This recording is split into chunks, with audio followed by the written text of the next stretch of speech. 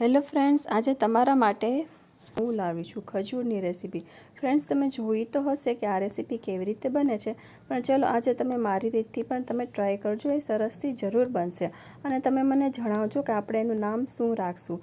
Friends, મેં સૌથી પહેલાં ખજૂર લીધા છે। ફ્રેન્ડ્સ, તમે જોવો છો કેટલી સરસ દેખાય છે। ખજૂર છે એ સ્પેશિયલ ખજૂર જે આવે છે ઈરાની ખજૂર, મેં એ લીધા છે। હવે આપણે એને એક બાઉલમાં કાઢી લઈશું। ફ્રેન્ડ્સ, તમે જોવો છો ખજૂરના દાણો એકદમ મોટો છે।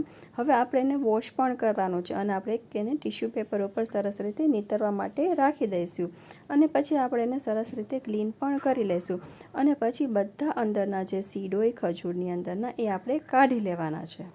ત્યારબાદ મેં સનડ્રોપનું પીનટ બટર લીધું છે। ફ્રેન્ડ્સ, તમે કોઈ પણ પીનટ બટર લઈ શકો છો। પીનટ બટરને આપણે ખજૂરની અંદર સ્ટફ કરશું।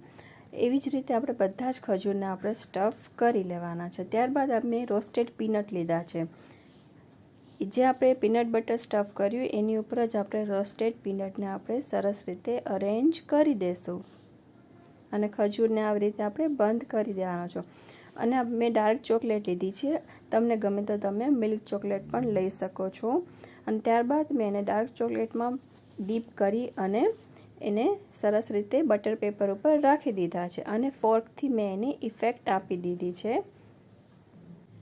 ત્યારબાદ હું એને 10 થી 15 મિનિટ માટે ફ્રીઝમાં સેટ કરવા રાખીશ। જો ફ્રેન્ડ્સ તમને મારી રેસીપી ગમે તો લાઇક કરવાનું ભૂલશો